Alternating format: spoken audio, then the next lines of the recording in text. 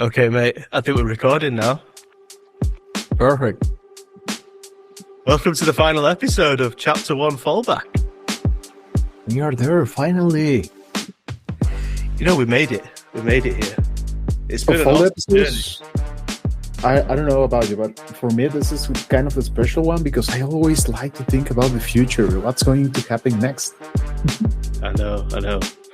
You know, the last question we asked at the end of episode 3 was, where do we go from here? Yeah. What happens when the future arrives before you're ready? Well, guess what? It's here, says. This chapter has been about falling back from the hype. We've been looking beyond the headlines, we've been looking closer at ourselves. We've been looking at our fears, our friendship, and our friction. Says, I want to thank you for taking a step back together and leading us down this path. And now that every conversation has led us to where we are now, there is just one question left to ask. Where do we go from here? Welcome to Machine Actor, Episode 4, Future.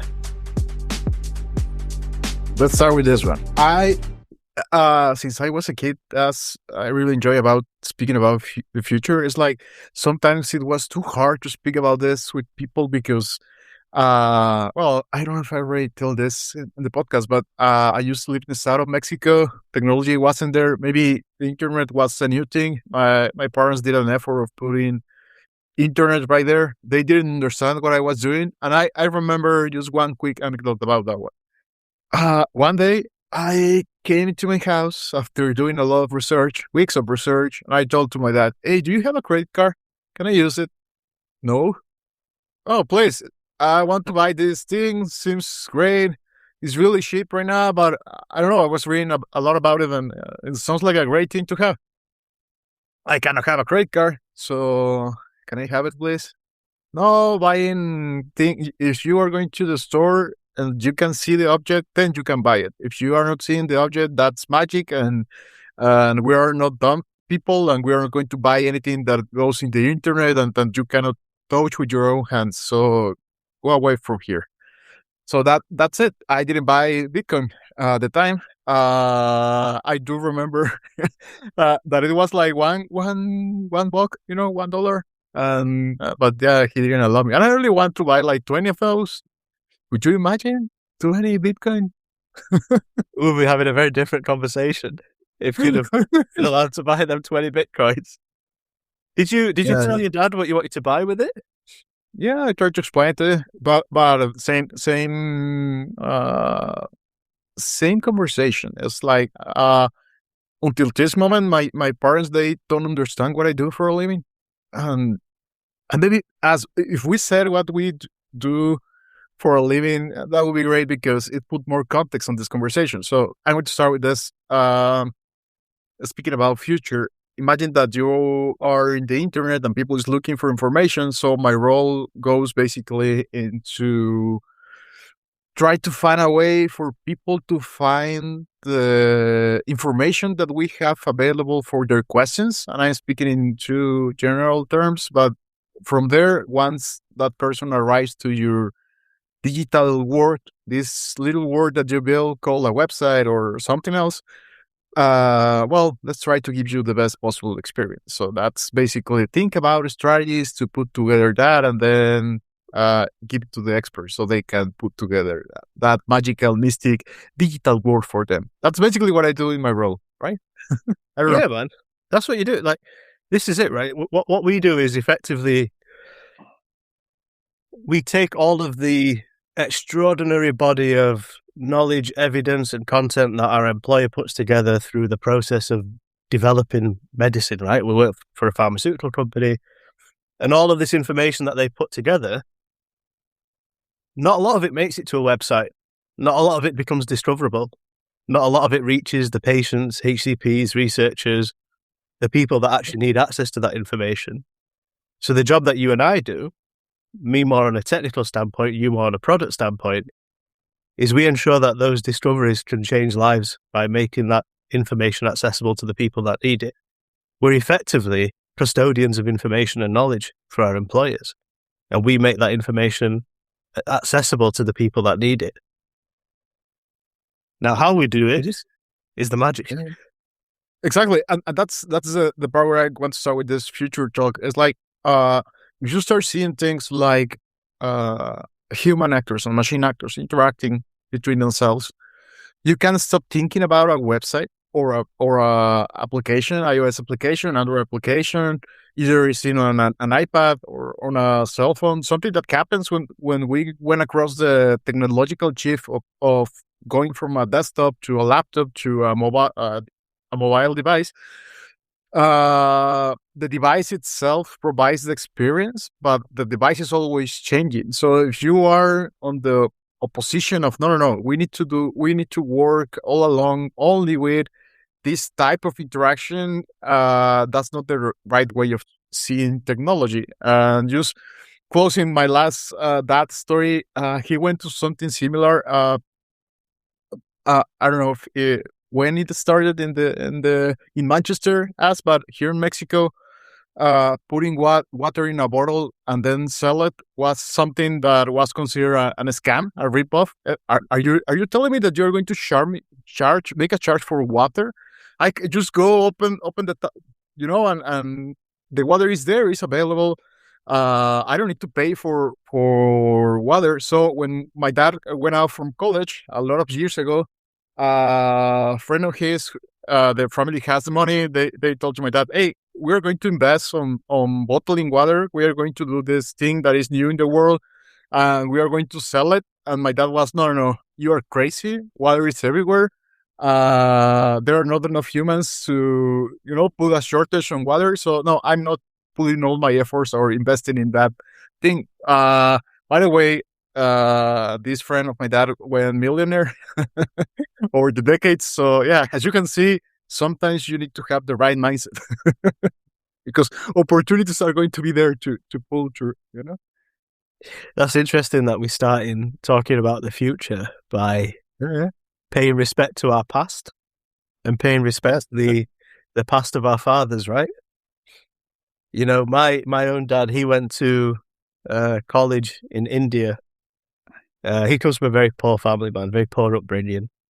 They literally had like a tin roof, no proper running water, electricity. I think my dad also used to go hungry just so that his brothers and sisters could eat. So they come from very humble beginning. And, through thick and thin, my dad was able to get to college and to get a degree through, various sponsorships and things like that.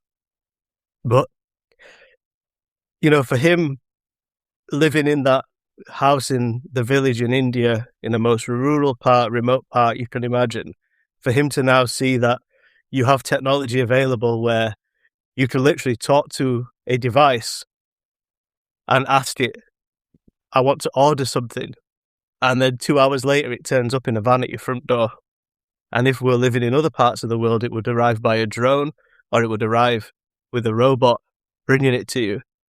Can you imagine, like, in that 50-year span, just how fast this thing has moved forward? Like, they would never have even considered or conceived that type of technology in those really rural, remote parts of places like India and places like Mexico.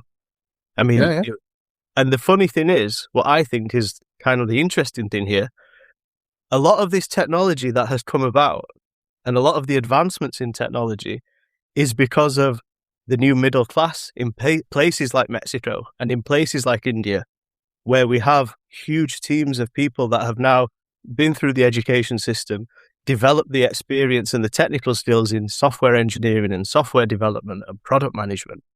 And they have really become the backbone of all this technological advancement. I mean, you look at places like, Bangalore and Mexico City, everybody's working in tech. Tech is paying everybody's wages now. And through that, the advancement that has come from, coming from a working class background to a middle class background, the future as it was, if you can say that, was incredible. Lots of opportunity, lots of money available, lots of opportunity to become affluent, to kind of raise the stakes and get to the next level. The future that I'm seeing down the line, though, I'm not sure if that's going to come anymore. I don't know what the future holds in terms of if you can, at this point, have the same aspirations as our fathers had, where the next generation will be able to do better than you. this is the right moment to pull another Mexican story. Right now, there's a hot topic here, and it's related to education. The biggest university here, which is public, and actually is where I study, they did the admission test that they apply usually. They usually historically they have done this test on a physical environment where you go to a different school that is not necessarily the university, because the number of people that applies for the exam is too big. They do the test physically. I did that one.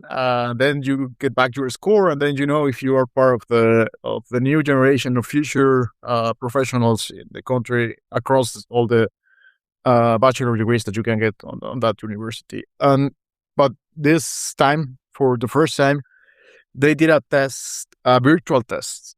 They take the risk of applying the test for everyone, all Mexicans that were underage, or well, age doesn't matter for that test. But basically, they did it on a digital environment, and the results that came back, well, it seems like this new generation is there's a bunch of geniuses because they did the highest possible scores.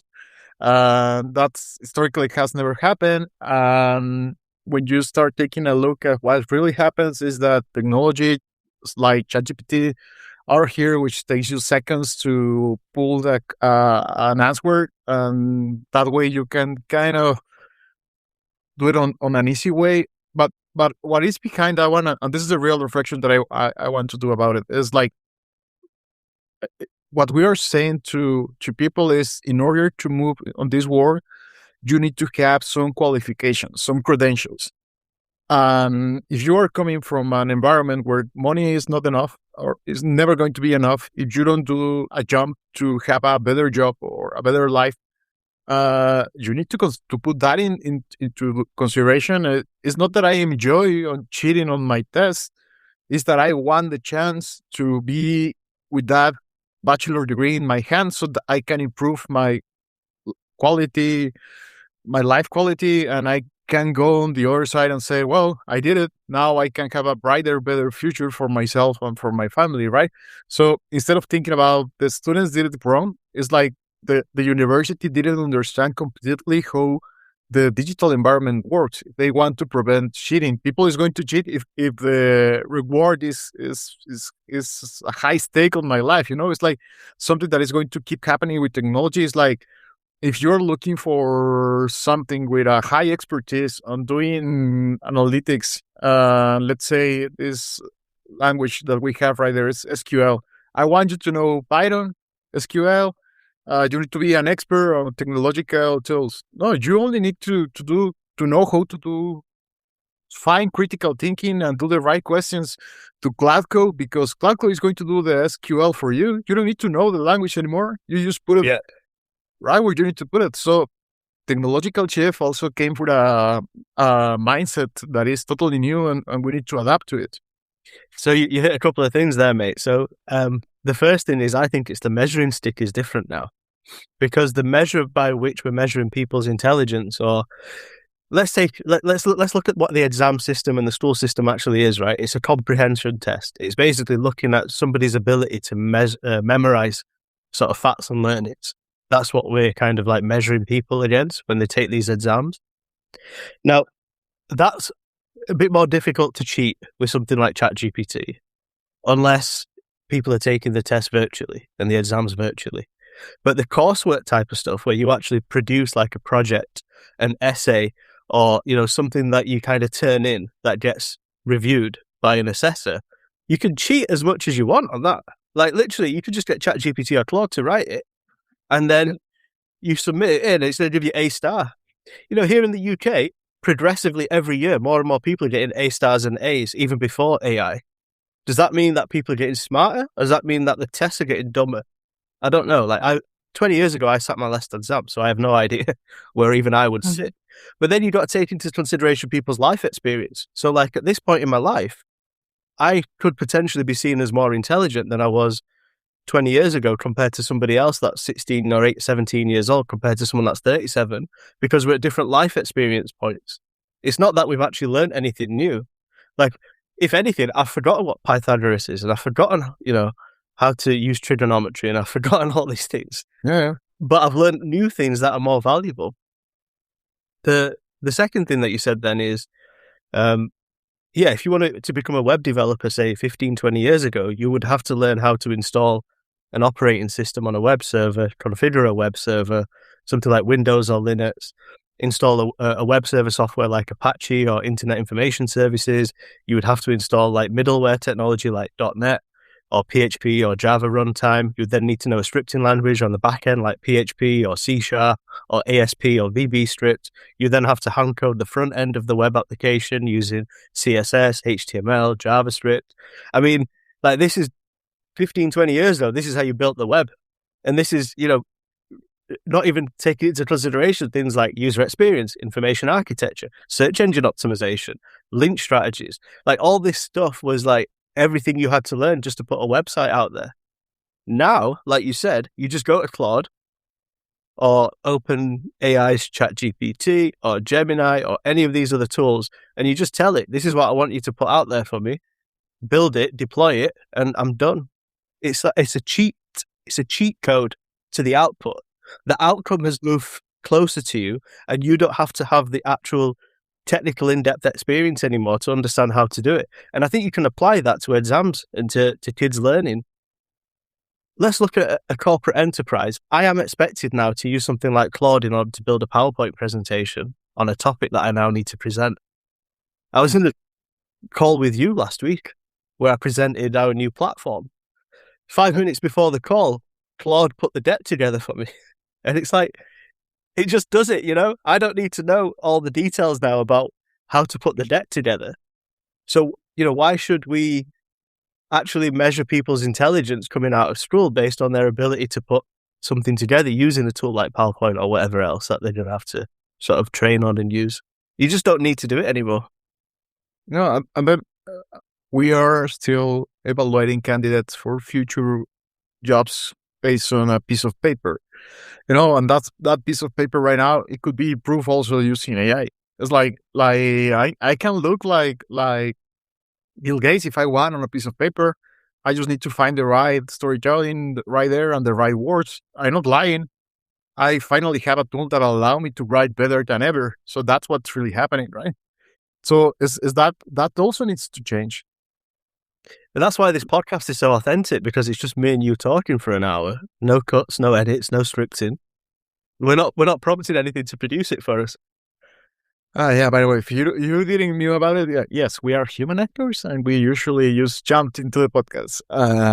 So yeah, no production behind it. Well, you can notice, right? Not every time goes perfect. It's funny because everything is changing, and the future basically is about having a better way of doing things, but also it's about and this is where money comes around, a better way of saving money or putting my money on a better investment than the investment that I'm currently doing. And we talked about it on the last episode.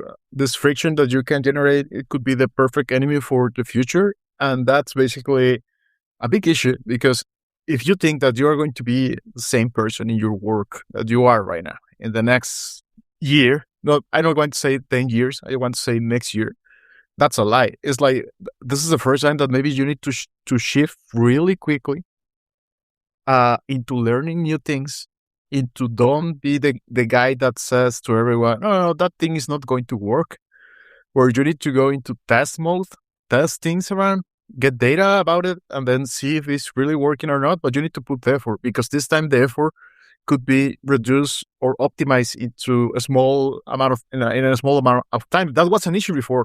If you want to jump into a new project and someone tell you it's going to take us a year to put your idea in motion, you take a step down and then go to the easy path. Right now, it's not. It's like you said. I just took 5 minutes before the meeting. I pulled together the deck. I read everything. It makes sense to me. Then I went to the meeting because I'm an expert on the topic. I just needed some support materials in order to present, right? That saved you like 2 hours of putting together slides. So, oh my God, that's so interesting, because the only reason that I put that together, is because um, the people that I'm presenting to usually have an expectation Yep. that something's going to be on the screen when I present. Really speaking, I don't need, like you just said, I'm an expert in this platform and I have been for many years. I don't really need any material to present in order to get through the presentation. However, I needed something on the screen that people can look at while I'm talking about it. And I also needed something to send out as a follow-up, handouts, right? This is material that I'm sending out so you guys can see that afterwards. So the expectation is really from the expectation I have on you guys having an expectation that you need to see something on the screen, which is why I put the deck together. But does that expectation actually exist? Have And I then just we go made it? back, to the extra time in the meeting and said, oh, he even through the presentation, he really takes some time to prepare for this. Yeah, he spent some part of his day without this being a priority, but he took the time to prepare something. So that means that there's a new standard to getting into a meeting. You need to support what you are saying now. So you have the ways. Okay, of course, that's one part. Second part, this is you have the tool. Actually, funny thing, you have the tool as in the company. I don't have that tool. It's not. It hasn't been authorized for me. And that's funny because Oh, now we are doing segmentation of, no, present your business case. Are you preparing PowerPoint slides with your tokens? No, that's too expensive. You just go back to the way that you used to do it. Yeah, okay. Now I'm going to charge the company my time, because if you are telling me that there is a solution that it takes 5 minutes to prepare my slide deck and it took 2 hours, then that's the price of that PowerPoint file, 2 hours of my time. Then if the amount of time that I'm spending on preparing that slide deck manually is 2 hours and is even cheaper than the amount of tokens that I'm spending, well, as you can see there, I have a business case, but it's not a good business case yet. We are not yet there. It's like companies are not yet there. They are only seeing these big amounts of of money that they need to burn right away. But the benefits, well, we are just talking about the benefits. So if your company hasn't approved the tools yet, that's an issue, because you are going to be behind. You don't have it's not about having the Chinese new Ferrari or tool. It's having the right tool for the task that you are doing. So now we are talking about not web personalization for users that arrive to a site for engagement. We are talking about word personalization. For the first time ever, not everyone needs to have Word, but at the same time, let's give to that person the tools that they really need to do their job of the best. And we are at the time that we don't need to buy one big license for the whole company. Now you can buy segments based on use cases of, instead of going and buy a full suite of software, you go and buy 20 agents that do almost the same things that you need to do. You don't need the other 30 agents. You don't need the full SaaS. That's going to change too into the future. so what you're talking about is effectively workforce complement, and complementing the workforce with the right AI. So Yeah. in one person's role compared to another person's role, depending on where they sit in the organization, what job they perform, what duties they have, what their KPIs are, how many people they line manage, how many people they matrix manage, where they report up to, the division. All of those things will have to come into consideration when we decide, or somebody decides, how much AI do we complement that person's role with. Yeah. Now, we talked a little bit in fear about how we pay for AI and the cost of AI in our first episode. That's still a hot topic. I don't think people have quite understood yet how that's going to be fully paid for and costed. Yep. But you're absolutely right, because people are going to be in different jobs, are going to have different uses for AI. I know, if you look online at the moment, there's so many companies, getting rid of people. Meta is laying off a ton of people. Oracle just fired 21,000 people. Effectively, there's all these companies getting rid of people in order to fund their AI bill, but without, I think, actually having a view to what that AI is going to accomplish for them. If you decide to get rid of 21,000 people, then instead of measuring the loss of people, you have to measure the loss of productivity, i.e., by getting rid of 21,000 people, what am I losing out on? What output does that cumulative group of people have that I will no longer have?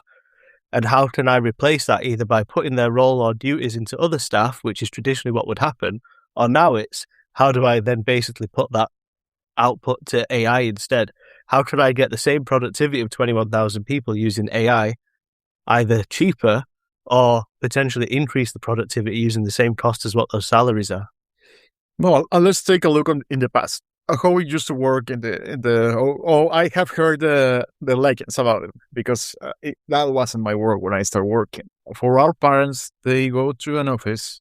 They were reachable because some office they have a personal phone even in their desk, or maybe they have a big phone that if someone is looking for you, they just pull the phone and then into a big speaker they tell, hey, you had a call, can you come to the call center so we can pass through too, or go to the meeting room number something, and then you can take that call. But if you went into having dinner with a client or something like that, that's it. You're away. No one can find you in the planet in general. So that's one of the big shifts that happens is then. It's like you are working in this company. This is your role. These are your responsibilities. They are even in writing in a contract. They are here, and that's it. This is everything that you have to do. So if I saw you through the hall and I told you, let's meet today at 5:00. I want to see that report. You only need to work on one report. That's it. You have one meeting with your boss. You prepare the report and you deliver the report. Right now, you went into a meeting 5 minutes before. You prepare a slide deck. You have the meeting about something. You get your expected outcomes and outputs. Then you start a second meeting on a totally different topic. And then you need to find time to do the 5-minute prompt in order to prepare to the next meeting. So that maybe I'm going too far away with this, but what's the most valuable asset that you have right now? Is tokens? No, It's still the same asset that we had before. It's time. The most valuable asset that you have is time, Yes, you're measuring it differently. Effectively, you're measuring the cost of time, because that's really the only viable measurement that you can apply to both people and with AI, is what is the cost of time, right? It's like, you know that person that that always turns up late to shit. Doesn't matter what time you give that person. You say dinner's at 12, turns up at 2:00. You say meeting's at 11, turns up at 11:30. Has no respect for time, right? Mm-hmm. It's like, if that person doesn't respect the time, then therefore they don't respect the cost of that time, because they don't give a shit. They're just going to turn up late anyway. That person isn't employable, are they? Really speaking, because the whole point of you employing someone is because you don't have the time to perform a job yourself, so you have to employ somebody to do it for you. Let's say I'm in a small company or a small business and I employ somebody to wash the dishes in my restaurant. It's just I don't have the time to wash the dishes, so I'm going to employ someone to do it. If that person keeps turning up late, they don't respect time. And time is the reason why I've employed them. If I could have a robot that washes the dishes, then I don't need to worry about that person turning up late or not. I don't need to worry about that person having a sick day, taking time off. And the cost of that employee is kind of irrelevant at that point, because it's the cost of the machine and the cost of running the machine and the cost of maintaining the machine.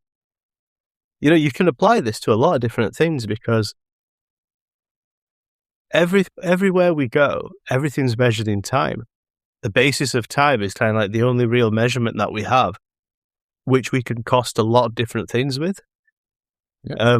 You look at, for example, house prices, right? Or wages.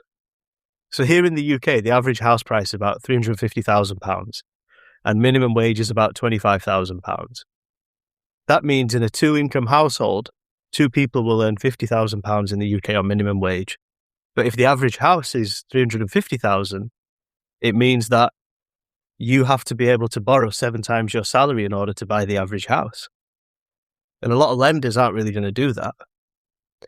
So what people do is they kind of get together with friends, they form relationships, they get married, and then you have 2 income in the household. You heard about this, right? Dual income. Yeah. And then through that, people then can increase their borrowing and can kind of hopefully get to it.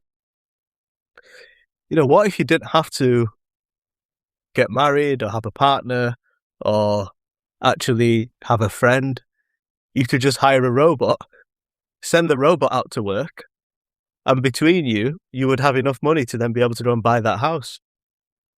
You could get 2 robots, and between the 3 of you, if you're all earning minimum wage at 7x, you'll pretty much get to that 350 pretty quickly. When my parents, first came from India, got married, etc., I think the gap between the average house price and the salary was, I think, 2 to 1 or something very kind of small, right? So one person's wage was, say, I can't remember, say £500. The average house price was £1,000. Now, if the average salary is 25,000, but the average house is 350,000, that's gone from 2 times to 14 times. So the distance has increased sort of dramatically in that time frame. And I know a lot of things have happened, right? There's global inflation and, other kind of like cost of borrowing and things like that. Interest rates are cheaper. But really speaking, it's still the same measuring stick that you have. Is now my father would have to kind of work and earn 7 times, 14 times more than he used to in order to be able to afford the same house that he could afford when he first came from India. So for the first time ever, you don't need to wait to be a manager. You just can be a manager of your own robots. You don't need the promotion. What you need to do is how to orchestrate, administer your time, and this is one of the key statements: is you need to know how to think about a strategy and then put together your strategy. And you don't need to buy a physical robot because we are talking about machines that are digital too. So if someone came, and I just want to give this as a real business case, something that I did in the past and on the past year and is really working. Education is changing forever. It's like in the next 10 years, people are going to be educated on a different way because the capability that needs to be out there is different. But also, teaching is changing. And if someone asks you today, hey, can you please prepare I want to have a syllabus, like all the topics that I want to transfer to students, and I'm going to charge to those students for that syllabus. But in between those, there is a teacher that is going to guide you. But please design the content that the teacher is going to need across the class. Then instead of going into spend a full year on preparing the new content that needs to be there, you can just take 4 hours, create a really good description about the direction that you want to take into your class, and then other 4 hours, and you can prepare 4 months of content for the classroom. In one single day, putting all your time and your focus on that one, you can prepare a full semester on how are you going to teach about a topic. So what I'm trying to say is, what I really need to have is, instead of going on a Sunday into having an ice cream out there and having a meal with my friends, I can just sit in front of my computer, prepare a whole semester, find someone that needs the content, and that way I just did an extra income on spending one of my free time days on preparing this and charging whatever I want. It's because they don't know how to use technology the way that I know how to use it. So that way I'm the expert on using this new technology to get that outcome too. So, but what's the value of that in terms of, if you think about it, if it's so cheap and quick for you to get access to that content to kind of put it together in a way for somebody else, is that content actually even worth learning, right?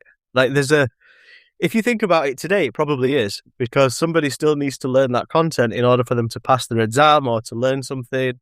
figure something out, get to the next level. But that's only because there's a gap in terms of their expectation of technology. They don't know how to use AI and technology in order to acquire all that content in a Yeah. way that it's understandable by them.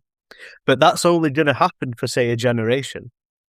You know, there's like, for example, in business, there's probably 5 to 10 years now where there's a shitload of money to be made in AI transformation. And then after which, there probably isn't going to be much left to do, right? Because it'll be self-serving. AI will then be able to maintain what AI has kind of controlled and built. There might still be a few like odd projects and like big things that you can then work on, like large transformation of like government departments and organizations. But really speaking, next 5 to 10 years is like the gold rush. And then after that, I can't really see there being, much affluence or ability to kind of earn big in the AI space, other than maintaining what's already there. So really speaking, now there's just a gap between what there is at the moment and where we need to get to in the next 5 to 10 years. Same with people, same example that you've just given there. If that's the case, then what will happen for the next generation of workers and workforce? Because you're putting together content for somebody using AI for them to buy off you, only because they don't know AI. I'm going into a business and I'm charging them a shed load of money in order to transform part of their IT system and business process using AI, after which it'll become native to the organization. So my role will be not required there either. And kids are using AI to get to school and get through school and to get through all the education and exams and everything. So if we all become AI native, then what does the future actually hold for us?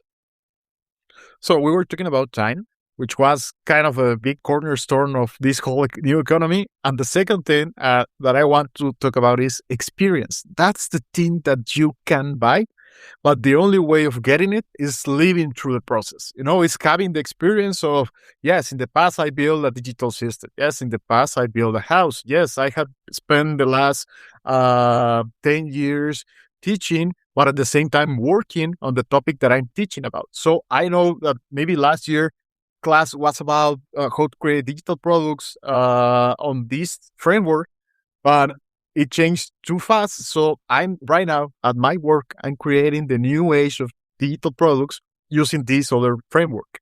So you have this layer of knowledge that is always the same, which is physics, mathematics, all those basics. I'm not saying that it's always the same because there is something always new, around the corner. Yeah. But you have the basics.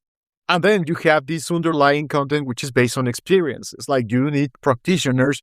And that's a key insight on how Mexican education started almost 100 years ago. Basically, the government was starting to exploit all the oil that we were finding across the country. One president realized, hey, we don't have the capabilities for it. And I don't want to have private companies here because they are going to give us just a fractional part of it when we can have the full cake. So this is a worldwide story. One of their secretaries, by the way, the president only have studies under college. Just a basic college degree. The first 6 years of education that you can have, that's it. That's the only thing that he has. So he went with all the team that he has working with him. They were doctors and master's degree and everything, like everything that you can achieve in this academic world and also in the practitioner world, they have it. So he went with this guy and told him, hey, we need to start a new concept of university about technical achievements, and the cornerstone of that university needs to be about oil. We need engineers. We need a lot of engineers in order to exploit that. The companies, I just did this big legal change where all the oil infrastructure needed to produce everything that I need to have. I just took it for the government. That's it. I just closed privatization from the outsiders. So now I need the people. I cannot have the people. I cannot buy the people. I can hire people, but they are not going to give me the knowledge because now there are other countries are making prohibition about importing or exporting talent. So we need to build the talent right here. So what this person do is amazing. This government secretary that I don't remember the name, he went into the US to hear the biggest mind of that generation. He went into with with Albert Einstein. Einstein, yeah, he was talking with him. He went to listen to the classes. He has a really good book about it. I have it right here behind, but I don't know exactly where it is. And he write on that book on personal notes. He's great about all these theories. I understand everything perfectly, but he still struggles a little bit on how to speak about that complex theory into an auditorium that doesn't have even the basic knowledge about physics or science. But I realized that this other person that is the right hand that he has, yeah, she's an expert. I was talking with her. It was so easy to talk with her. So I'm going to hire to build this new university. So that way we can put all that knowledge that they have and we can build this new university here in Mexico. And that actually happened. It's a real true story of how you need new capabilities, and as a government, you are on enabling mode instead of working around the river. So what I'm trying to say with this story is that the same thing needs to happen right now with everything in general in the world. That these people, which is at the edge of creating technology, they need to pull back that knowledge into the other people that doesn't know how to build things about it in order for us to all move forward. Well, those people that the president employed and worked with, they established a new education system in order to ensure the future economic viability and return for the country without it being rinsed by external privatization and foreign privatization, as is what tends to happen, especially in industries like oil and gas. But they, really speaking, had high expectations of their future because they pinned the hopes of that entire industry on the fact that within one generation, they would be able to produce enough engineers and control specialists, compliance specialists, chemists, physicists, like all of these people, they had to kind of like hope and pray. And they were also kind of hoping that there would be enough people in Mexico at an age where they could enter the university system at a level where they would be able to go through the learning. I started a physics A-level here when I was 16 years old, and I got kicked off the course after 3 months because I just couldn't fucking understand it, mate. I had no idea how it... I was terrible at it. The teacher called me into a room and it was like, look, I know you're good at maths, but this is way above like your understanding. And I was like, yeah, I don't fucking have a clue what I'm doing. Every time I come into your lessons, it's just going straight over my head. And I regarded myself as being quite clever at the time. And so, the Mexican government had a lot of expectation on the people that were going into this education system, that they would be able to actually understand these textbooks and this new learnings, this scientific knowledge that they would have to kind of experience. This thing happened to me when I was in high school. I want to share my secret about how I get knowledge in general. Like this, we're talking about experience. This is how I get experience from the books. Well, one final note on that last part that you said. When you have hungry, and you know that you don't have any future, if someone tell you need to understand physics so I can give you food for tomorrow, for the next day, not tomorrow, the future, for the next day. People learned physics, and that's actually what happens over there. It was like, we don't have enough students. It doesn't matter. Just pull the people. No, they need to go through high school. No. There's not enough time for people to go through high school. Go even on a reduce the age that we need, and just for this occasion, pull the people from wherever you can find it. If they have 3 years old and they can read, just bring it here. Who cares, man? Let's just stick them in a lab coat and get them working. Yeah, let's just put the engineers factory in motion. That's it. Yeah. They were the founders of the country, by the way. All those engineers, they were giving lessons on the big universities. And right now, if you go into an avenue or on a building, the name of the engineer is the name of the building or the avenue. So yeah, it was the biggest change of the last 100 years. We haven't went through something similar here in Mexico again. From there, I'm not saying that there's going to be a building with my name in the future. What I'm saying is we need more practitioners because we have learned the lesson, allegedly. Let's do the same thing. It's going to work. We have the proof or the evidence about it. So my secret, really easy. when I was in high school, I was really good with maths, and they put me through a contest, and I win that local contest, and then you go to the next level until you finally go into the international contest. But also, they give you enough time to study only about the specialty that you are going to have in your hands. If I'm going to do a contest about math, I need to study math a lot. Like instead of spending 6 hours in other topics, math, and that's it until the test came, and then you can go back to your original lessons. The teachers, they're going to take some time to go with you, and they are going to give you some private topics and lessons on the general things, but on a smaller level.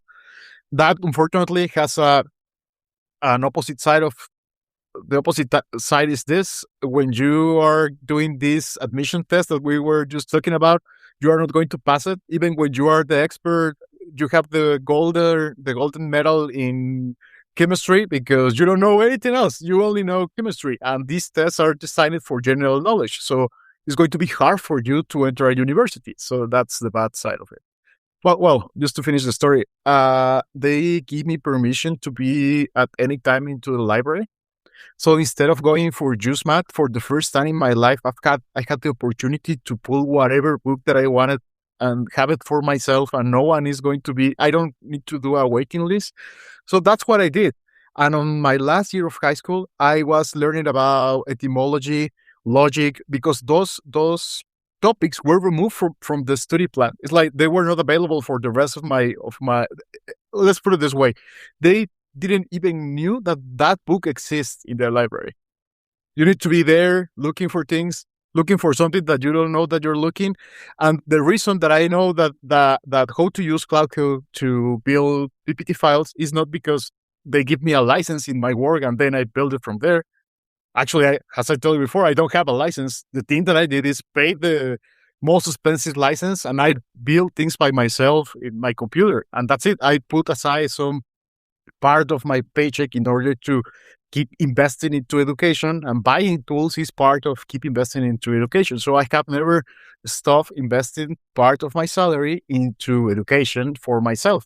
So that's kind of my key for everything. It's like, yeah, maybe you can tell me how to build products with Cloud Code, and I can tell you, like, oh, did you try this? Because I have tried a month ago, and it was like, how this guy that doesn't even have the license knew how to use that tool, you know? And So effectively, yeah, you're spending and I'm going to be very careful with the words I say here, because you are spending your post-tax income. Yeah. Let me just say that again, right?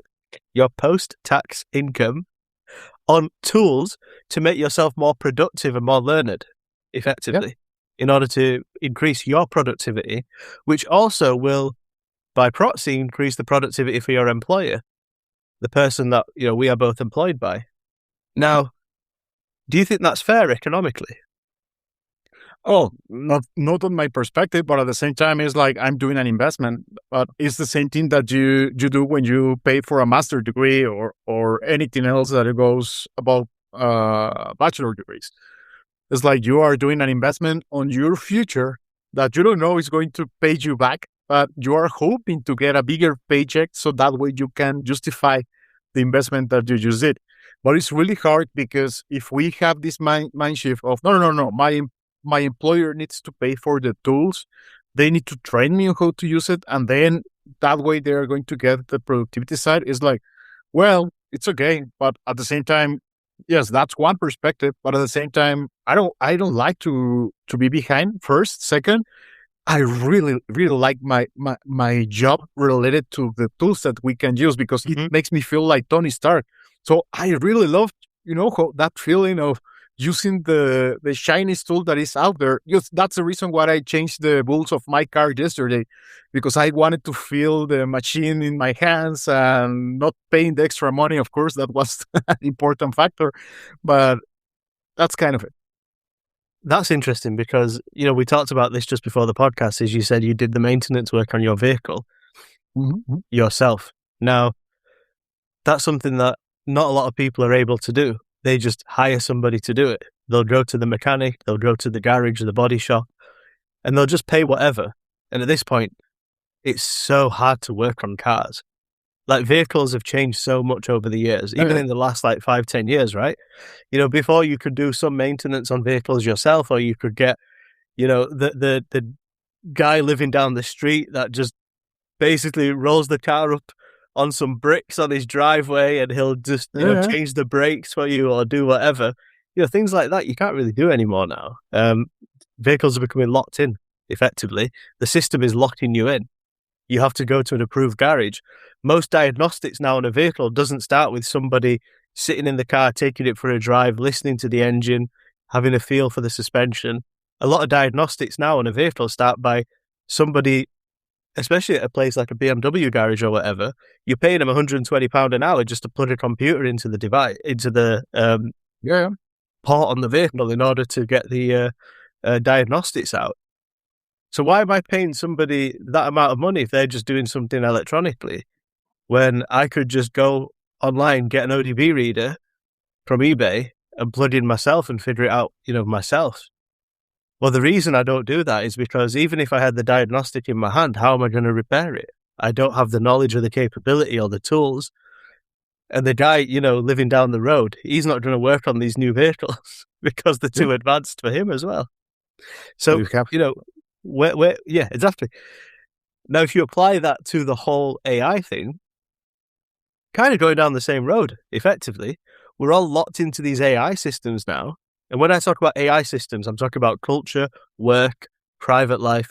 Everything is built around the concept of persistent memory, agent actions, user experience, computer technology, vision technology. Everything's baked around your digital experience, your digital persona, your digital life.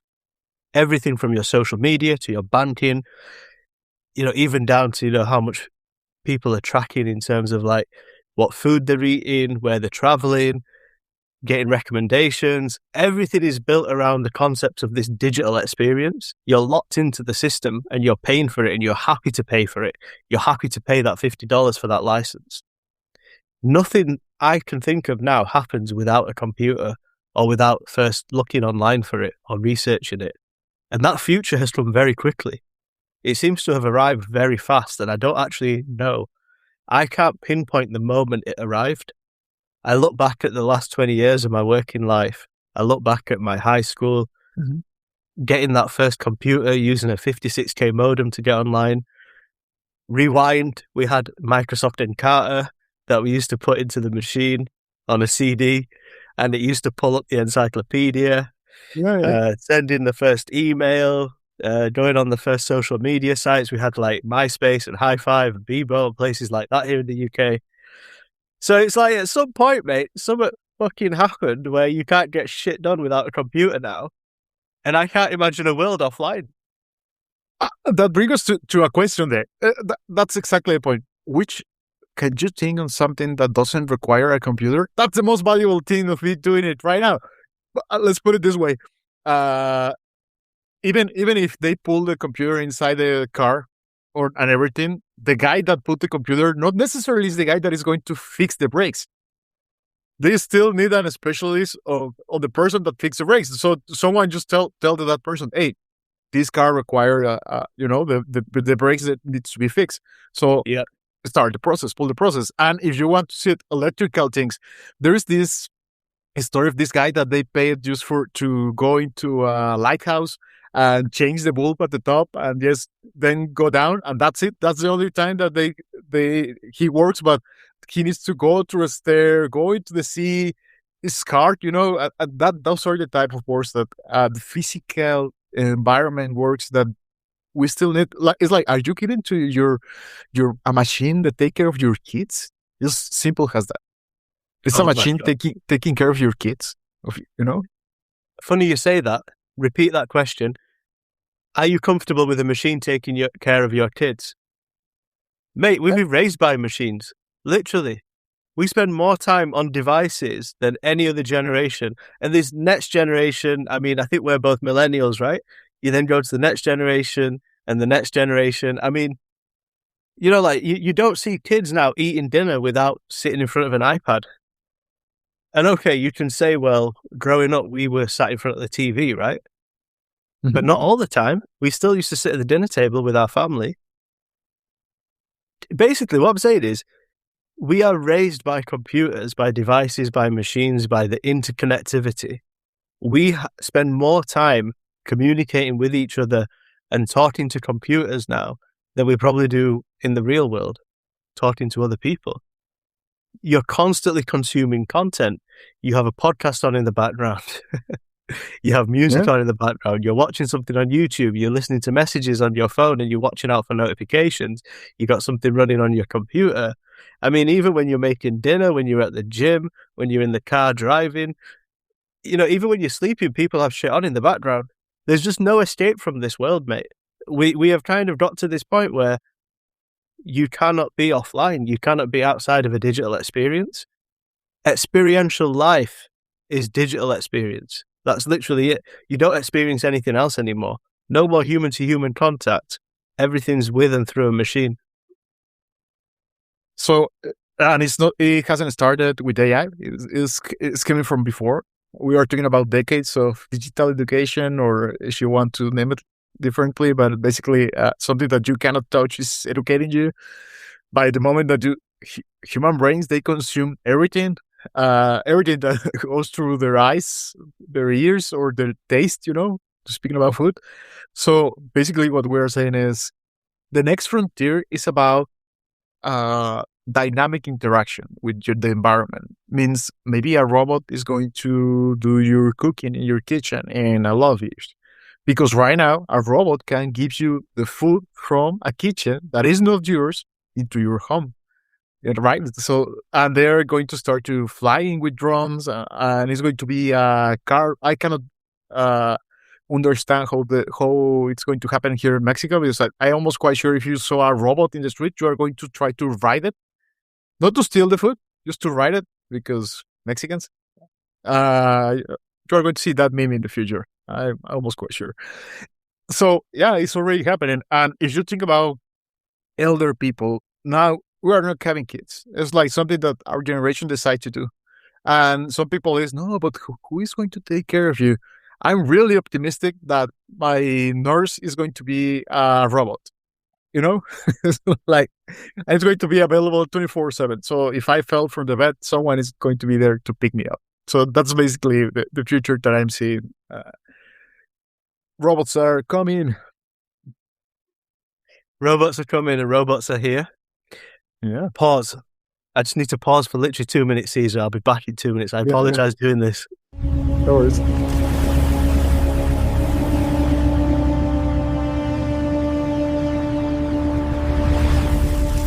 There was a fire in the farm across from here. No way. It's been incredibly dry here in the UK. And I think there's like a lot of this happening in Europe. And I just needed to check with my wife that she's seen it and that we're okay to stay. And I think we're fine. There's some fire brigade authority services there kind of putting it out. So yeah, it's real. Like you need to be away anytime. No worries. The podcast is important. You can pull your laptop out there, and we can continue from there. I could just run away. I know. This new place we've moved to, it's really cool because it looks out on some really nice rural, like countryside farms. But it's so dry at the moment. There's been no rain for so long, and I'm wondering if maybe because of that they've, maybe something's caught fire or something. But back onto the topic, that is obviously something that I don't think will go away with AI. I don't think it can. Somebody operating a fire engine, somebody out there dealing with these types of situations. I think in one of the podcasts recently, I said, if there is a job out there that is physically demanding and physically unsafe for someone, it should be replaced by a robot. And I still think that's the case, but it still should be under agency and supervision of human beings, human machines, human actors, sorry. I don't think that a machine should be fully responsible for saving somebody's life in that type of situation, or effectively putting out a fire, making a decision between which barn or where is the fire, which barn do we save first, which animals do we save first, what do we pull, do I make a choice between saving those cows and those sheep or that $500,000 piece of machinery? These aren't really things that you should delegate to a machine, I don't think. Because at least for now, empathy is not a thing that you can that a machine can do. Either with the most advanced model that you have out there, empathy is something that is unique for humans. You can see it in nature, right? If you are hungry, you go take your. But at the same time, you can see it like, oh, this is a small creature. I'm going to take care of it because uh, uh, uh, when you are full in your stomach, it's okay to take care of others. That's basically what nature is telling you. But in this case, empathy is one of those things where you can just do a quick decision based on your set of values, and instead of looking for take advantage of something, you just are going to prioritize what is most important to the Yeah. less important, and act and take a decision considering all that in seconds. You've seen the film I, Robot, right, with Will Smith? Yeah, yeah. That's his whole backstory, isn't it? Is a machine decided that he had an X% chance of being saved versus a little girl who had an X% chance of being saved. And his whole prejudice against robots was it doesn't matter if the little girl had less chance than I did. It's a little girl, man. Like that's who you save first, ultimately. And so empathy does not exist in the machines yet. Empathy isn't something that you can teach.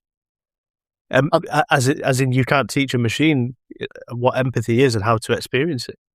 Yeah, if the people listening at this point was thinking about, no, the future is about the new LLM, this company is going to win. No, no, no. The future is about how you use your time, the experience that you have, and the empathy that you can put in the mix, because you need to be able to communicate to other people and to express why you are taking this or this other decision, which is not 100% an economic decision. You are taking into consideration, yeah, we are going to do a promotion of someone. What are you going to consider? The projects that person has done, the salary that is making right now? No, we need to see how that person is using their time, if the experience increase, and what is their co-workers saying about that person, because we need to be empathetic. What if we are promoting a psychopath, Oh, that's hilarious. Yeah. What do you think is going to happen in terms of wages and salaries for the future? I still, it's like, I was thinking about this before AI. It's like, okay, I'm a person in tech with this level of expertise, but I'm not this specialist that know how to move code from one place to the other in order to provide the product itself. I can guide. I have the guidelines. I have the know-how, but I don't know how to apply the know-how. That was a barrier we used to have right there. And what is happening right now is those barriers are starting to crack in some roles, which is really important for defining a salary. Right now, the hot topic is I want a data science expert on doing this part of AI that I need. And then I need a data engineer in order to filter out all the noise that my data has right now. So if you think about it, those two are a really valuable position that if I, as a company, said, I don't have enough money to hire those roles, this is the amount of money that I have, who wants to work with me, or I need to go out to find somewhere, is going to, I do believe that ignorance is going to play a big role in this, because maybe you have heard that you can win double of money in another company, and you are going to try to jump over there, but maybe they already have everything covered. So you are not going for double your salary. You are going to maybe use 20% increase, because there are enough roles with high paychecks available in the current market. And that has been forever, Yeah. That's interesting because, as time has gone on, especially over the last couple of 3 years, when you're looking for new jobs now, whether it's internally or externally, not only are you competing with people who are trying to come up, maybe like you are, you're trying to get to a next level, you're also competing with people at your level who are trying to do the same thing. But you're also competing now with people who are a level above you, sometimes 2 levels above you, who have lost their job and are now kind of just wanting something to take on just because they need to be in work. They've got bills to pay, they've got mortgage to pay, they've got rent to pay. So you're basically competing with people across every spectrum of the work pyramid, the people coming down and the people coming up. So your competition has increased. Yep. The number of people applying for the same job has increased. And really speaking, it is an employer's market at the moment in some regards. I know there are certain levels of niche topics, high expertise, high end areas of work where those incredible T level or T-shirt model roles of expertise and experience in certain technical areas, IT, engineering, science, etc., where you will still pay a high amount of money for someone. But really speaking, across the board, there's not enough jobs for everyone, I don't think. It's like I just saw and I want to bring this because it's a good topic about future. I just saw an Anthropic road. You know, Anthropic, the hot company. Everyone wants to be part of that one right now. They were looking for someone that has every bullet point. I was like, oh yeah, check, check, check, check, check, check, check. And I saw they put publicly the salary. And the salary was $500,000 a year. And that made me think like this. I have the capability of doing each one of these bullet points. It's just one position that is paying $500,000. And they are going to give that position to the person that will have that on their resume. They're going to say, I did that list of bullet points in Facebook or in Google. Mm-hmm. Because it's like, yeah, we need to hire from the best companies, the big shots and everything. It's like, no, I know how to do each one of those bullet points with perfection. Oh, no, it doesn't matter. You don't have the right lineage of companies in order to support your bullet points. And we are offering $500,000. And it's, does that mean that I need to go in my own company and ask for that kind of money? You know, it's like... So that's looking at the actual candidate, right? Does that candidate come from the right stock of university, education, the right lineage of history of employers that they've worked for? Have they actually ticked the boxes? Have they already done what you're looking to achieve? But that's even before that candidate gets through the process, right? That candidate has to fill in an application form, send in a CV, that has to go through a screening process. There's then a talent acquisition team looks at it. It then goes into another process where the first hiring team look at it. The second hiring manager hopefully gets through an interview process, interviews, then kicks that person out. If they're not the right person, or takes people forward. And then it'll then get through to an offer stage, hopefully, where an offer is then made for the right candidate. But throughout this process, you're whittling down potentially 1,000, 2,000 applicants to half a dozen. And within that process, if somebody has all the right boxes ticked, has all the right lineage and experience, and comes from the right stock, hasn't presented themselves in the right way, they're also going to get kicked out of the process, ultimately. So it's not just about having the right background and history for a job now.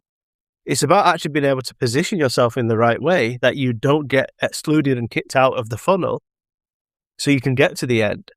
And all of these funnels now are basically just AI at this point. I mean, you go to some job applications and you're basically having a one-to-one interview with an AI. It's recording you. It's recording your microphone. It's asking you questions and you're answering it, and it's figuring out whether to take you forward or not. I think they're just harvesting you. But they probably are, right? When you sign that little privacy consent box. Yeah. Well, we are doing also admission tests, right, to find a new job. It's the craziest thing about it is like when you are a grown up and you're trying to find a job, the hardest thing to do is two things. First, you need to have a great set of communication skills because you need to tell a story about yourself and the things that you have done. It doesn't matter if you have done it on the worst possible university or on the worst possible nowhere job. You need to be able to pull through that conversation. And the second part of it is like, well, good luck on getting at least the interview, because what you are going to get with almost 100% of possibilities is a rejection email just the next day. Yeah. Because, it's like at least here in the university, you can pay for the right of doing the test and you are going to do the test. It's like, that's for sure. There is no limit right there. But what the thing that we are talking about is like, no, there is a limit. And maybe of the 200 candidates that apply to that position, if not, we're talking about 1,000. It's up to the company's criteria to select which one they're going to pull. And maybe the criteria is just as simple as, oh, yeah, just took the first 20 applicants that applied on the first hour and let's go with those. And we are living in that world. Has human capital become cheaper in that regard? Looks that way. I don't know. That's crazy, because the reason why you are not interviewing that many candidates is because you have one single human funneling everything, right? And if that human is overloaded with work, well, they're not going to do all the interviews. But at the same time, well, you just put my piece of paper well, it's not a piece of paper, of course. You just put my PDF into a machine, and the machine tells you red or green. And if it based on your criteria, and if your criteria was not empathetic, and it doesn't have the right skills, because all your life you have done, I don't know, fulfilled paperwork, and suddenly you are on HR and you don't have any idea about the technical needed background, it's like, why are you doing that screening process? Why are you the first step from the funnel, right? Yeah. So why are you the first step of the funnel? You know, you've basically said, I'm going to put myself out there and I want this job. It's a job that I feel that I can do. I want to go into the process wholeheartedly. I've had a look at the spec. I've had a look at the company. This is where I see my future, working with you. It might not be a long future. You know, when you apply for a job, you might not think I'll still be there in 20 years. You might just say, hey, 2 to 5 years, I'll do that. I'll pick up the experience. I'll get the company on my CV. Helps with the stock, helps with the lineage. But it's an investment from me to come and work for you. But ultimately, if you're putting yourself up against 1,000 people for the same job, then what's the fucking point? Yeah. Let's go to find a job that doesn't require a machine instead. That's where the future is going. What jobs are out there which don't require a machine at this point, where AI isn't going to come in and muddy the water? Do those jobs still plan to exist?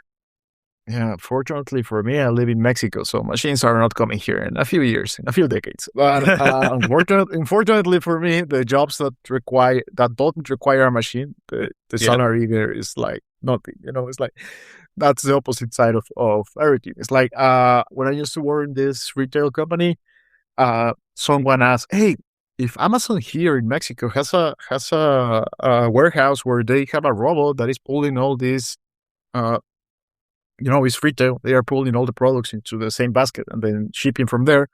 Why we are not doing even the smallest investment into creating a robot? And the answer was quick.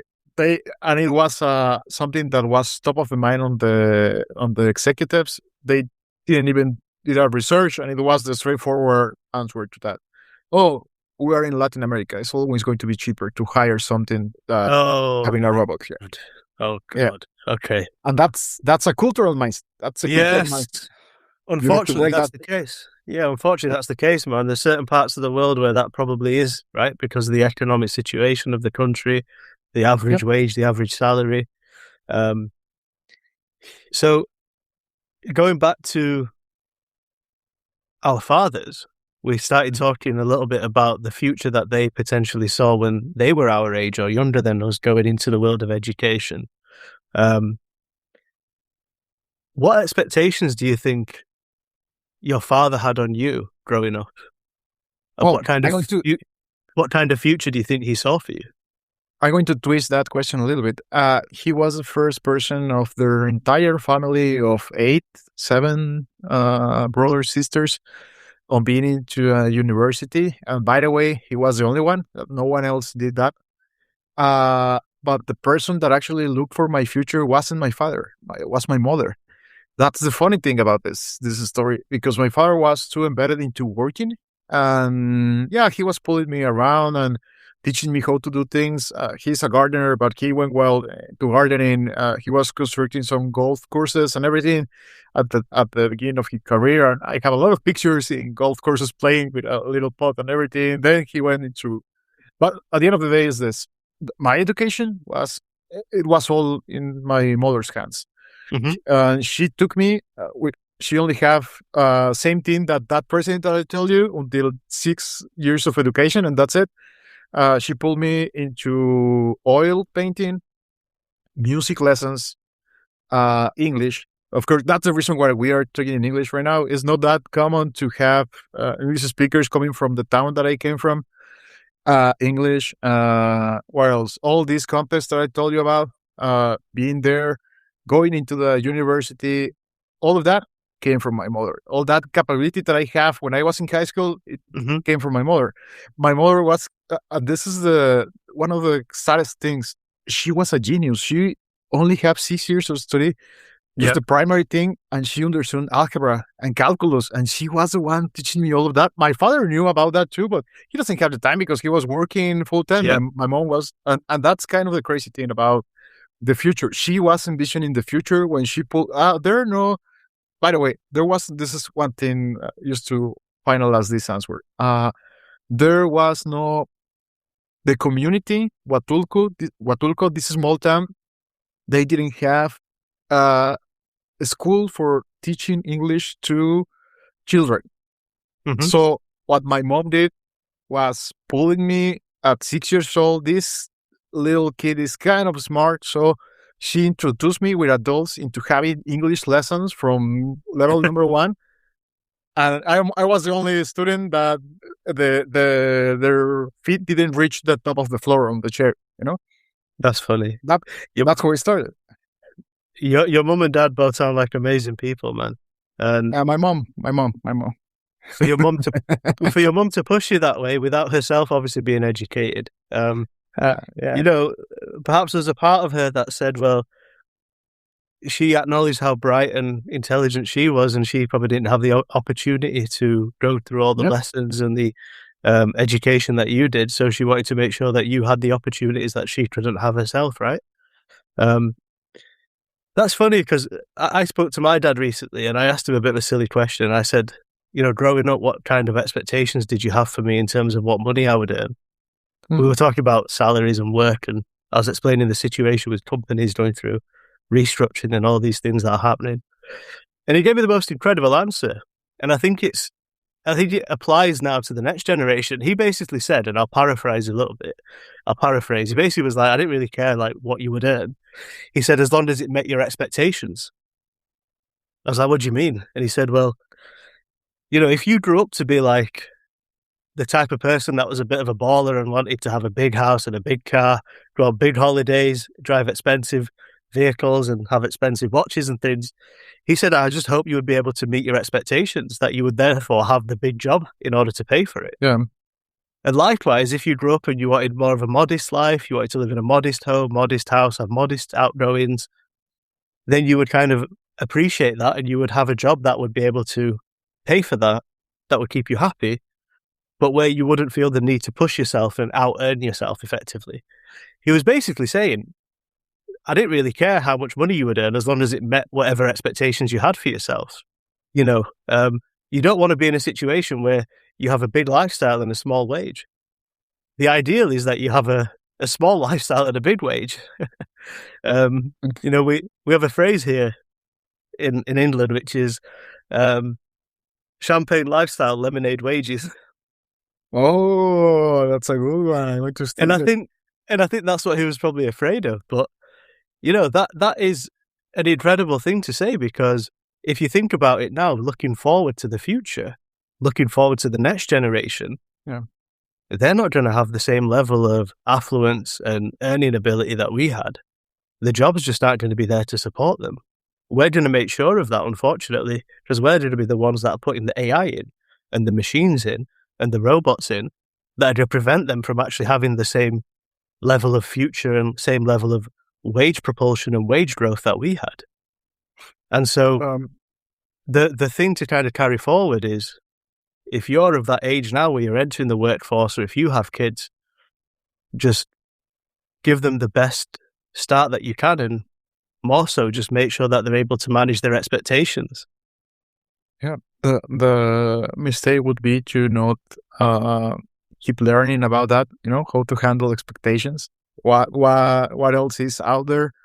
I'm quite sure that this happens also in Manchester. It's like a general thing in the whole world. It's like sometimes there's people that is complaining all the time, and when you ask them, "Hey, but did you try to work somewhere else? Did you try to increase did you try this, and this?" It's like those things that put you in cold. How can I say this? Like those things that block you from moving forward. Those are the things that you need to take care first. It's like, yeah, if I'm doing something wrong, maybe it's not about not adopting the right AI tool on time. No, that's not the issue. You're going to have a lot of opportunities to adopt machines and technology. That's going to happen. It's just going to happen. Like there's no way for you to avoid it. That's it. But you be yourself your own enemy and be yourself the person that is blocking you from learning. That's actually a true fact that is also going to happen. And that's that. Yeah. What you're talking about there is, effectively, if you have it within your power to make your situation better, then make it better, or stop fucking complaining about it. Yeah, do something about it, right? Yeah, and what your dad was saying to you is like, well, manage your expectations, because if you want to have the big watch, well, work for it, Exactly, work for it, man. That's the thing. That's not going to game by itself. Exactly. My first job, my mum actually got me. My mum used to work at the supermarket, and my dad used to run a small business. And my mum used to work at a supermarket. She did loads of jobs in the supermarket, man. She went through all the different departments. She used to work on the checkouts at the end. And the year she got me my first job, I basically started out in the pizza shop in the supermarket, making the pizzas and the salads. And that only lasted like 6 weeks. And then I went into the bakery, and I had the best time in the bakery, man. We used to bake bread. We used to bake all the different rolls. We used to make donuts. Like, it was such a cool job to have. Very hands-on, on your feet all day. They also used to make me do shit like cleaning the toilets and things. And I mean, it's the junior person, right? Like, you've got to come up from somewhere. Yeah. But it was so much fun because, like, I would go down, and if my mum and myself were sharing like the same shift on stuff, I would go and have like lunch with my mum and stuff. And like, how else did you do things like that? And that's the experience that I had, right? So you go into a job 16 years old, you're kind of getting those hands-on experience of being in the workplace, learning, how to be an employee, how to be a colleague to people. You've got other shit on your mind. Like, I was probably thinking about all the other stuff that I was going to do, and like my friends I was going to hang out with, and going to a Jay-Z concert or whatever else I was kind of like wanting to do at that age. But you're still thinking about being in the workplace. You're still thinking about developing the skills that you need in order to, like I said, be a good colleague, be a good employee, and be a good peer to the people in the team, right? After a couple of 3 months, you're working in the bakery, you know everything. You're going to have somebody else that comes to the job. You're to be the one to teach them, and you're to be the one to educate them. I've got a bakery manager here that I'm supporting. How can I support that person in the right way? He reports to a store manager. So how can the bakery department, support the store in the right way? You're thinking of all these things without even thinking about, and you're doing it at the right age. But the only reason you're doing it is because the opportunities exist to do it. The only reason you're doing it is because the job exists. You could do that job because somebody's made it available for somebody like you to be employed in that role. And even though you're only doing 20 hours a week, 24 hours a week as a part-time, it's still a job and it's still employability. What if in the future those jobs don't exist because A, either robots are doing it, or B, because all the over-experienced older people are doing those jobs because there's nothing else for them to do? So now thank you for sharing those personal notes, because now I can think about a new business that we are going to do together. It's going to be called Manchester Rolls here in Mexico, from Manchester to Mexico City. The man rolls. It's going to be the man rolls. Amazing. Yeah, but those are the jobs that they're going to provide. We're always going to eat bread, Well, we're all going to eat bread, but think about the machinery in the bakery. It was already very much like mechanized at the time. Yeah, it won't take much now, will it, to put an AI and a robot in to take over? Yeah, I know. Oh, it's amazing how everything is changing, and it's going to change. And at the end of the day, I was with this group actually in the same university where everything that I said on the beginning is happening. They invite me to have a lesson there, and I always when with my students, I always think about the same. It's like listening to their stories, making questions, and I try to imagine a future of my students. What's going to happen with this person that is in this level right now? And one of the questions that I did was, okay, now you are in between, you are closer to go out from the university than you were at the beginning, right? You are right in the middle right now. From here, I want to ask you a question. This is the thing that I say to them. Can you raise your hands? You're working right now. Half of the room raise their hands. Half of the room, they just went like, oh, I'm 100% a student at this moment. Okay. Of those that are working, can you tell me how many of you are working into something related with the thing that you are studying for? No one. Not a single hand. Okay. And for those that are working right now, how many of you are working in a family business? Yeah, a lot of hands, right? Okay. That's good. It's like, what is the family business? Oh, we are selling tacos in the corner of my street. We are selling bread. We are selling something like that. One of those guys said that they were doing something called choripanes, which is basically meat, a piece of bread, some chimichurri, Argentinian thing, really tasty. And that person helped me to explain a concept, which is a chain of value. How you go from the farm with the cows and everything, and how you make it into a choripan. But he was missing a few steps. And then this is a person where I saw this person has a bright future. Someone raised his hand. Oh, I also work. Where do you work? In a Domino's pizza place. Okay, then fill the blanks, please, because the only thing that this person knows is that he goes into a market and they buy the things and someone puts things into a market. And this person starts explaining how Domino's Pizza gets the ingredients and everything. And I was like, that's the advantage, the experience that person has compared to the other people in the room. That's a big difference right there. I can see the future of that person just by hearing how he's explaining the word, So, really speaking, the Domino's model is you're buying the experience through the franchise cost. So as a business owner, you get a building, you buy it or you lease it. You go to Domino's and you say, I want to set up a Domino's pizza here. Can I get a franchise? They'll say yes or no, whatever. They have like their own rules and stuff. And they'll sell you all their machinery or you lease it, all their systems, etc.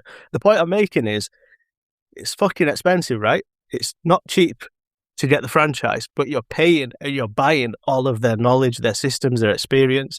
Literally, If you think about it, every pizza they make is R&D because they're refining their process, they're gathering data, they're harvesting all this information, and they're feeding it back into a central processor, AI, computer, that's then looking at how to actually make savings and cost savings and efficiencies across an entire network of pizza distributors and pizza bakeries and pizza makers, they're all their franchises.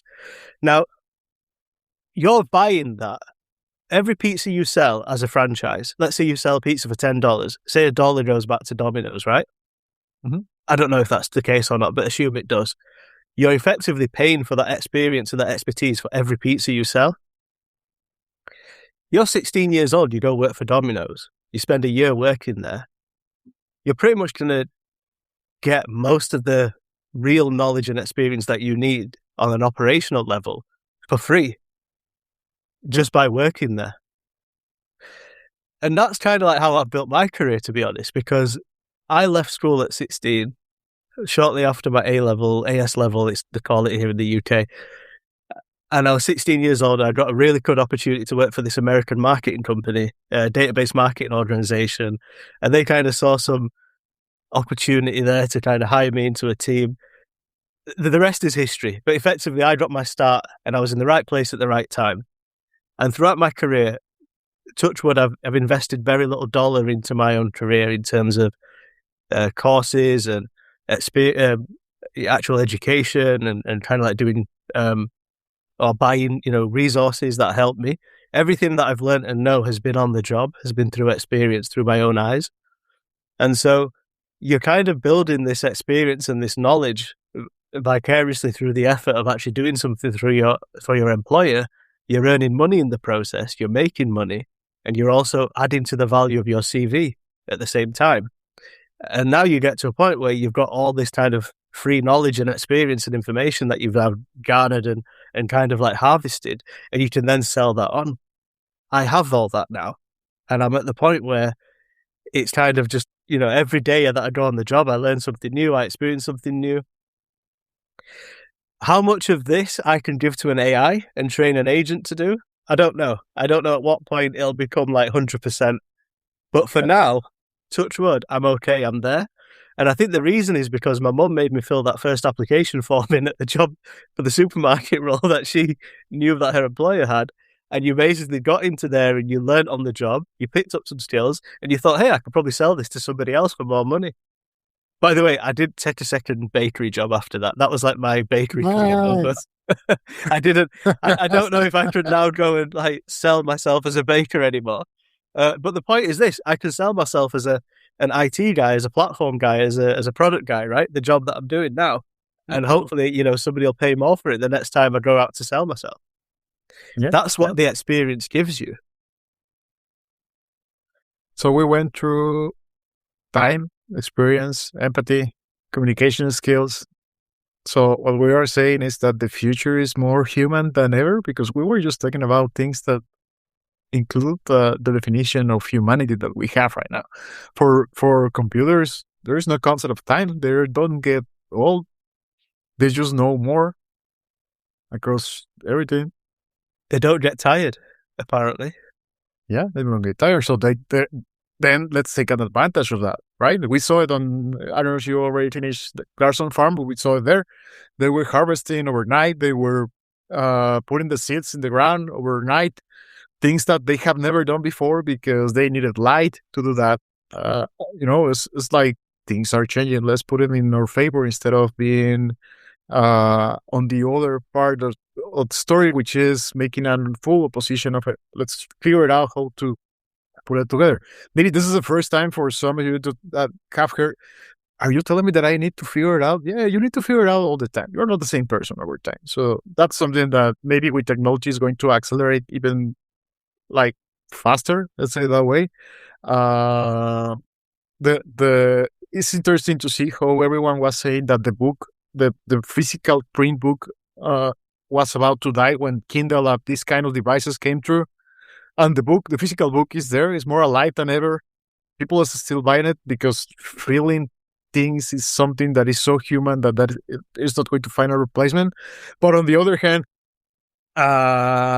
when Uber came through, taxi driver companies were crashing around. And now there's something that is going to make obsolete Uber because there is no need of having human drivers. Yep. So everything keeps changing, right? Yeah. That's interesting, the Uber concept, because Uber have now got the brand out there.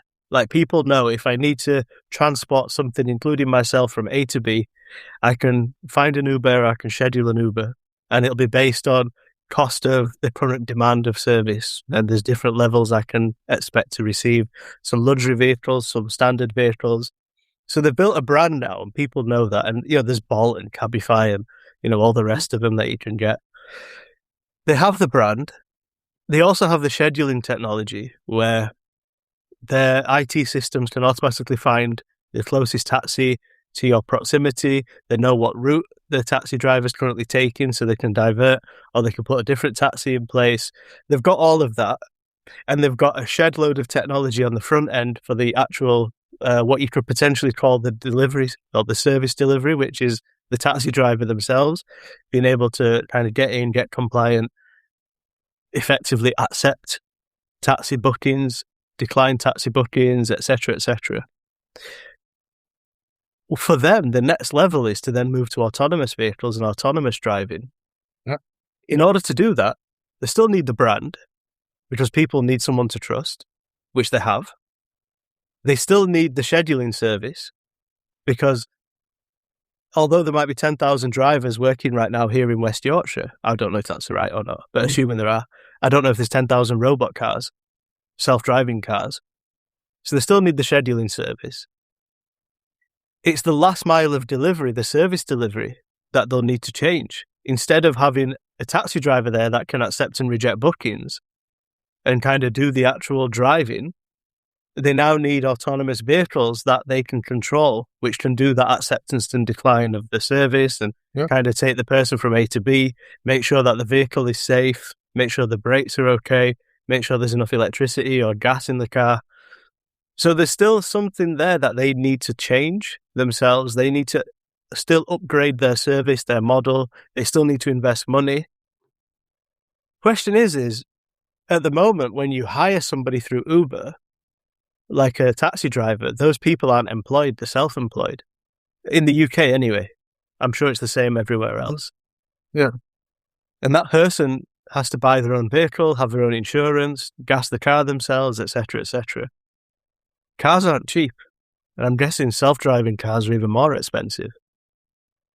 So how's Uber going to transform?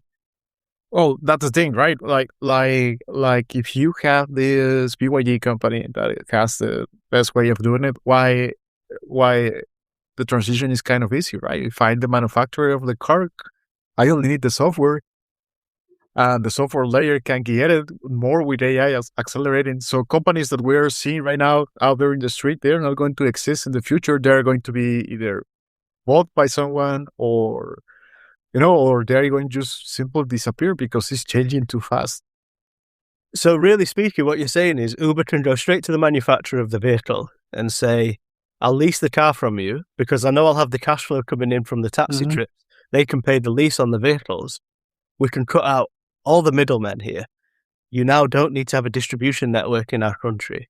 You don't need to have dealerships and garages. You just need somewhere to service it. You don't need salespeople because we've already agreed a bulk buy and a deal with you. You can therefore give us a discount on it as well because you're cutting out all this. We don't need a driver. Give me, as a person, give me a chance to invest in your company so that way you can use my money to buy the lease and give me a small profit on it. As a shareholder. Yeah, as a shareholder. Let's change the Uber driver to be a shareholder where they put their money into the transaction, So what's the Uber driver? Yeah. Sorry, go ahead, because this obviously has big ramifications as well, right? Because what's the Uber driver going to do? Oh, someone needs to take care of the car, right? But it's not driving the car. Now someone needs to fix the car. It's maintenance. The machine. Yeah. It's maintenance, but then what if you just have a robot that can do the maintenance? That's the hard part, right? Like you now need to invest also in the robots that are going to do the. It's going to happen in waves. It cannot happen, and that's the thing about technology. It cannot happen everything at the same time in the same place. If you want to do a digital transformation, like it happens with this admission test that we were talking about, and apply that change in the 100% of the population, you are going to do it wrong on the first try. Always. The number of variables that you don't have in your hands is almost impossible to control.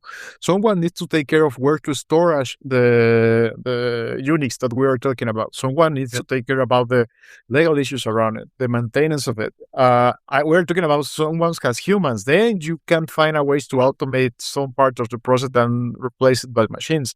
Not the other way around. If you start with the machine, you are going to lose a lot of money. So you are going to lose your investment.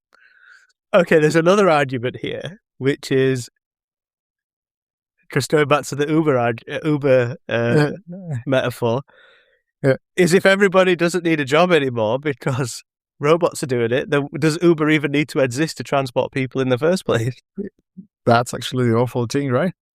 But it's like the opposites are in motion. Like, for example, remote work has a pushback right now, and now they are making you go to the physical office again. But those were maybe the people that were not used to be in traffic anymore, and now they need to pull their cars again and use that money on a better way. So that way you can use your car, for example, or something like that, and just stop losing time into driving cars. I still have a job because I'm not related to Uber, right? But that's not how the whole economy works. The big part of the population is on these low wage salaries. And that's basically the people also maintaining the economy because some industries has their numbers and volume. It's like in life science and diseases, they don't care. A disease doesn't care if you have money or not in your wallet. it's going to came for you, and when it reach you, let's hope that you have insurance at least, because it's going to be bad. Diseases are it's something hard to pass, and that's the point. It's like I'm as a government, I'm going to allow a machine replace the thing that I swear to protect, which is my population. Hmm. That high top priority for a government is to protect their population, not to protect machines, right? So are we going to have a machine state out there? Is this podcast name is going to change to machine actor to machine state? I don't know. um, the government are there to protect the people, right?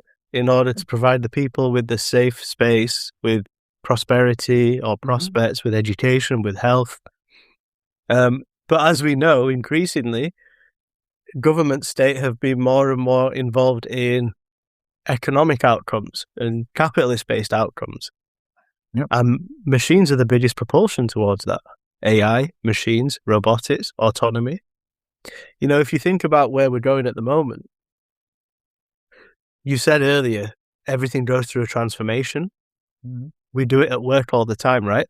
If we're moving from a model of hiring consultants to hiring employees, that's called a resource transformation. We're transforming the resources that we employ in the organization in order to do a work. I was part of a resource transformation. I was an IT contractor and now I'm an employee. I've gone through a transformation. We're doing a platform transformation at the moment. We're moving from one technology to another.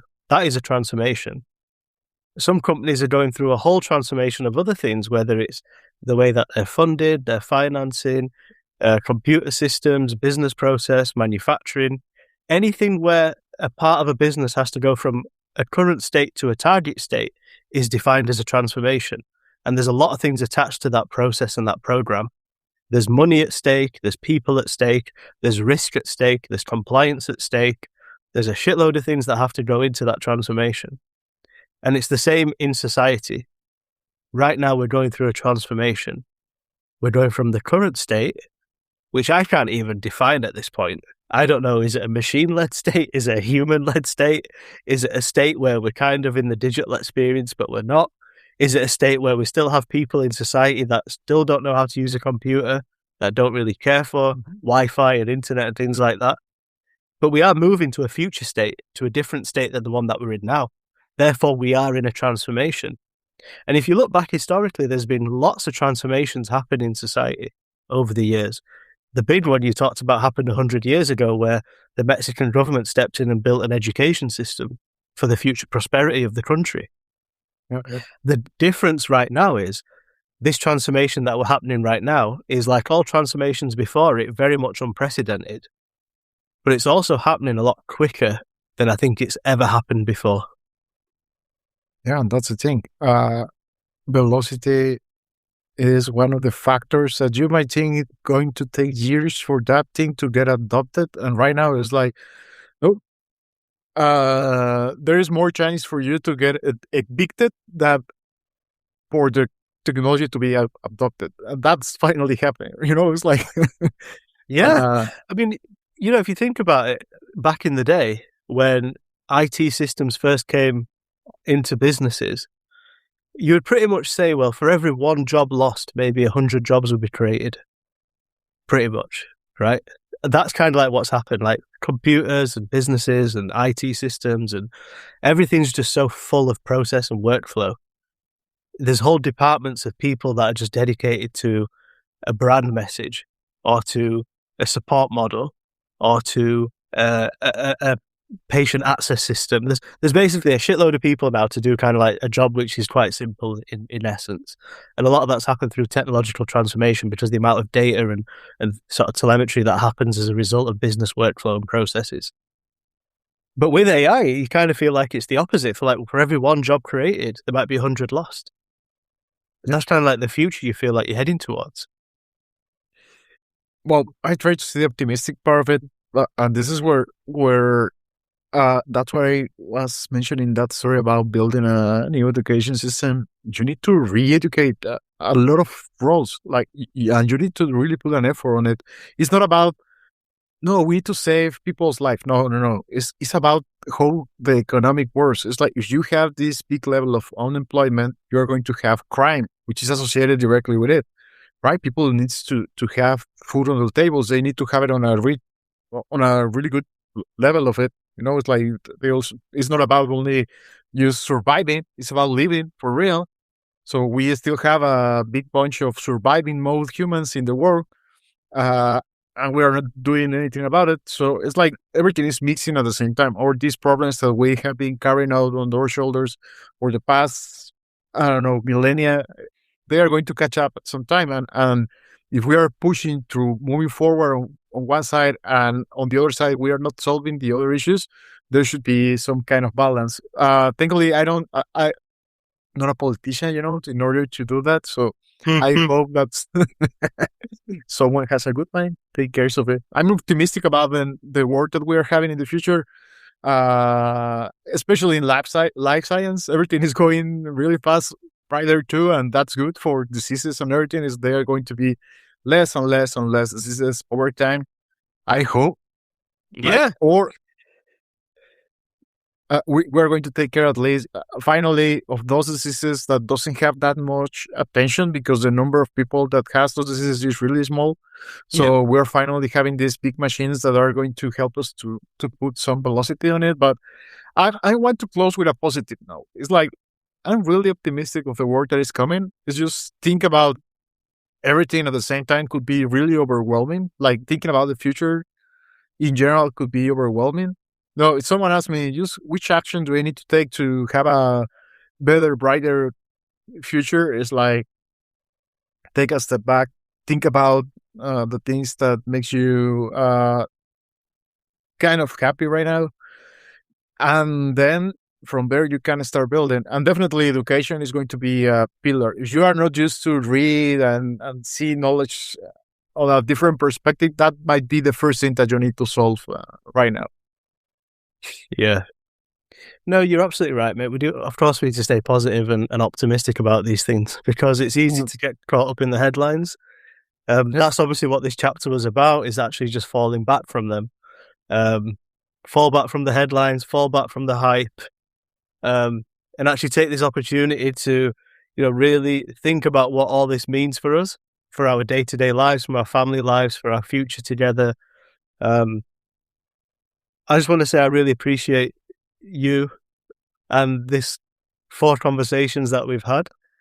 I hope we can continue and have some more. I've really enjoyed these, and I've really enjoyed getting to learn more about you and talking to you more as well. And yeah, this has been an incredible process for me.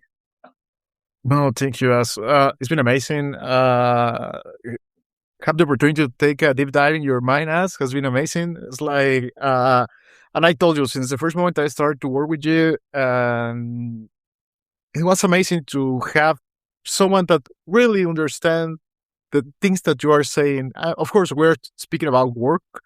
It's like, oh, we need to do this. And then you catch it immediately. It's like having a basketball team, it's like, oh, this is the ball is in your hands now. Yeah. Oh, I know what to do next. Pass me through the ball. It's like that interchange has been amazing. And now having the opportunity to take a deep dive on a more personal level and share it with everyone because, well, there's people hearing about this ideas that we have. Right? That's it. And please. The relationship we have at work and actually being able to communicate properly about work things, 100%. It's come through to this stuff now that we're talking about with AI and the future of work and our human identity. How do you want to close the chapter, my friend? Well, just by saying that time is going to never be enough, but it's the only thing that you have for sure. So spend it the way that makes you happy. And yes, work takes a lot of our time, so let's spend it the right way, which means think about what could happen in your work and use it in your favor. But don't forget to spend time with your family. That's a big part of it. And at least from my side, I just came through a holiday period, and the part that I enjoyed the most is spending time with my friends, my family, and go away and work. Can't wait. It's like I'm excited to be Iron Man the moment that I'm working, and I'm also excited to be a human the moment that I'm not working. Could be Robert Downey Jr. when you're not working. Yeah, exactly. I can remember that in junior. That's funny, man. That's my close. You're What's your absolutely closest right. note, my friend? We should be spending more time with each other outside of work and outside of these situations with friends and family, because, like you said, time is the only real asset that we have. It's something that you can't really buy, and you shouldn't waste it. This episode's about the future. I don't have anything prepared. I don't have any fancy words or anything to say. I'm going to copy and pay forward the blessings that I think my parents gave me, which is, to everybody listening, I hope you are healthy and happy, and may you and your children be able to meet your expectations. Welcome, Jester Machine Actor, Manchester to Mexico.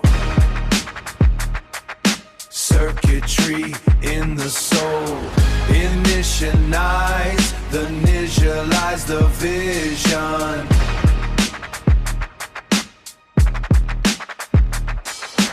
Welcome, Jester Machine Actor, Manchester to Mexico. Circuitry in the soul.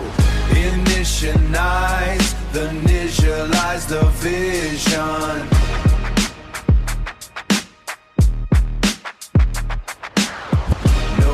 With a farther time, all no round to Mexico. Circuitry in the soul. Initialize the vision.